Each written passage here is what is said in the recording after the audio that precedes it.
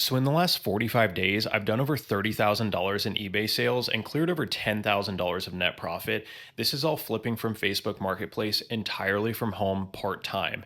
And in this video, I'm going to break down 8 of the real flips that I did that made me over $1,000 in profit in less than about 10 hours of actual work, including one deal where I actually intentionally took a loss just to secure a $400 profit. So if you're new here, I don't go to thrift stores. I don't drive around to garage sales. I source everything from home nationwide. I widen my Facebook Marketplace search to 500 miles and I find undervalued items around the country and have them shipped to me. And if something's local, I ask sellers to meet me at my house.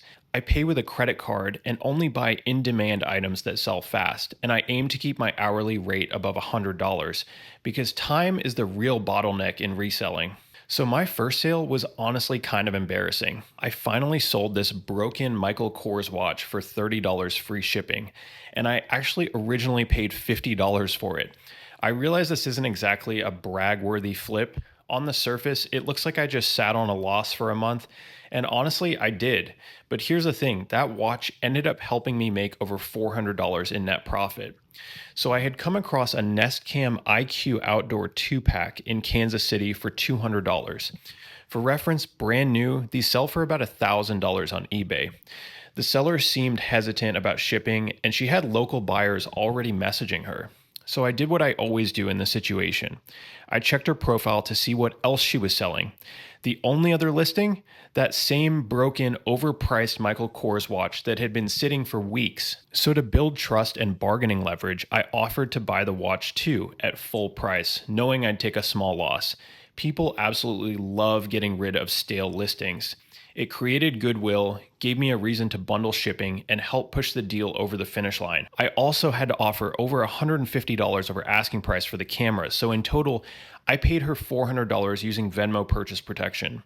She was thrilled with the offer and shipped both items the next day. I sold the cameras for $940, and even with a $20 loss on the watch, I walked away with over $400 in net profit, thanks to a deal I almost lost. When I found this next deal, my heart started racing. I found a 3DS XL bundle listed for $300 in Dawsonville, Georgia, and right away, I knew it was a home run. The listing showed a pristine console, valuable games like Pokemon Soul Silver and White 2. They even had the original GameStop receipt and box, all clear signs it was adult owned and well cared for. But the seller didn't want to ship, so to lock it in, I offered $450. That's over $150 over asking, and paid with a credit card via Venmo purchase protection. She marked it sold, shipped it out, and a few days later it was at my doorstep. Here's how it broke down. So I sold the console, case, and original box for $315 plus shipping. Then I sold Pokemon White 2 for $140 free shipping. Pro tip, this game has an infrared sensor that emits a red glow when held to the light. This is a great way to spot fakes. Pokemon Black 2 actually does the same. Next, I sold Pokemon Platinum for $100 plus shipping. Then I sold both Fire Emblem games, Awakening and Fates with their cases for $60. Then I sold the other Pokemon games for $90. 2 of them had cases, 2 of them didn't. Then I sold this Professor Layton vs. Phoenix Wright game for $85. This is a pretty valuable game, so keep an eye out for it. Then I sold these 2 games, Layton and The Last Spectre, for $35 together. And finally, I sold these 2 Zelda games for $20 plus shipping. My total sales for this deal were about $1,000 and my net profit was about $385. This was after paying $150 over asking price. And this is key. I'm not afraid to pay over asking. If I see a $1,000 bundle listed for $300, why would I risk losing it just to save $50 or $100? Instead of asking for discounts, I offer more, because I'm also asking the seller for a favor. I'm asking for them to ship the item to me. That takes trust and it takes motivation. I probably would have paid up to $500 or even $600 for this deal. You have to adapt to each situation. And when you're sourcing remotely, negotiation is sometimes less about price and more about psychology. This next flip is a great example of deal psychology in action. I found a Garmin dog GPS tracking system listed in Colorado Springs for $300. Now here's where it gets interesting. The seller mentioned in the description he'd already received a $350 trade-in offer from a company. but that would require him to ship it out. Instead, he was hoping to get $300 locally. That tells me two things. Number one, he's not price sensitive, and number two, he's very shipping averse. And this is why understanding your seller's mindset is everything when sourcing remotely. Some sellers are fine with shipping, but want top dollar. Other sellers don't care as much about price, but they won't go near a post office. Some might be both. You have to figure out which one you're dealing with. When I can't quite read a seller, I'll often say something like, hey, if you have a price in mind that makes it worth your while, or if you're just feeling unsure about shipping, I'm happy to increase my offer, or hop on a quick FaceTime or phone call. And then I include my phone number. That small gesture can build trust quickly. In this case, the seller was still hesitant, so I actually looked into hiring a TaskRabbit in Colorado Springs to meet him at a local UPS, pay him in person on my behalf, and ship it to me. I actually explained this plan to the seller, just being transparent, and to my surprise, he responded with, you know what, I'll just ship it myself for $350. The deal was done. He shipped it out the next day. I listed it on eBay and it sold within 2 hours for $550 plus shipping for a net profit of about $115. So sometimes, guys, solving the seller's pain point is more important than negotiating the price. So I broke one of my own rules on this next deal. I paid with Zelle for a shipped item, meaning I had absolutely zero buyer protection. So let me explain why. I found a Nintendo 2DS XL bundle listed for $50 about 45 minutes from my house. This was one of those insanely underpriced, high-demand items that gets about 100 messages in the first 10 minutes, so speed was everything here. I messaged the seller within 2 minutes of the post going live. I offered $100, double her asking price, if she'd drop it off or ship it via Venmo or PayPal with purchase protection. But she was wary. She'd been warned about scammers and only wanted Zelle. This is generally a big red flag, so I had to do a deep dive, and fast. She had a 16-year-old Facebook profile, over 20 5-star seller ratings.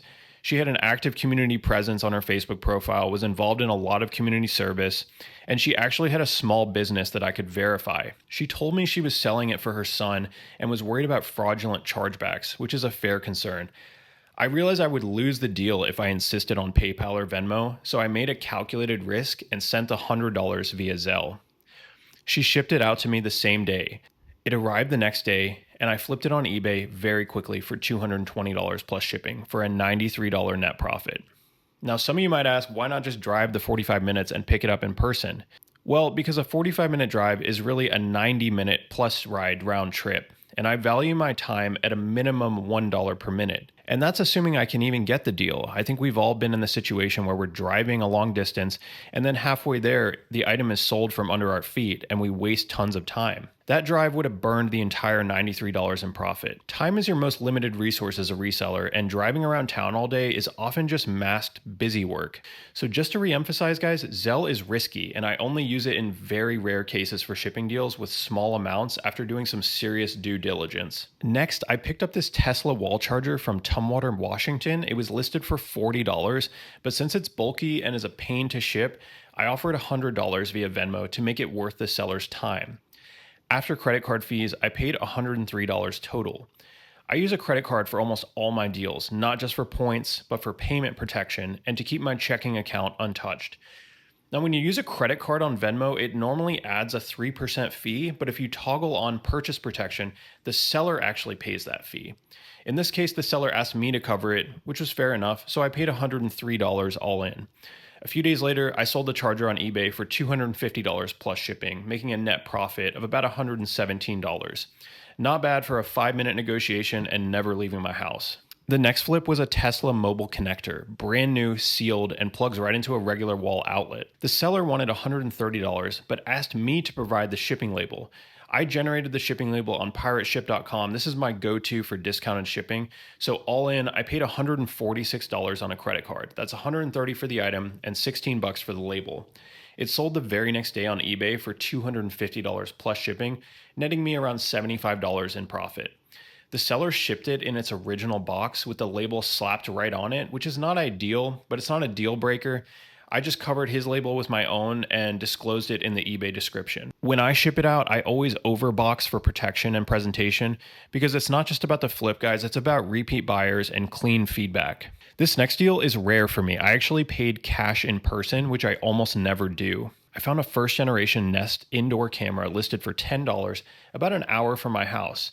Instead of driving, I asked the seller if she could drop it off for $30 total. And to my surprise, she said yes, since she was already headed into my area anyway. We met up in a public spot just about 30 seconds from my front door for safety. I live right next to an apartment complex. I handed her $30 in cash, took the camera, and listed it right away in my driveway. It sold within a few hours for $85 plus shipping, netting me around $45 profit without leaving my block. Last up, I snagged two first generation outdoor Nest cameras from San Marcos, California. The seller had them listed for just $40, but as usual, I had to sweeten the deal to get them to ship.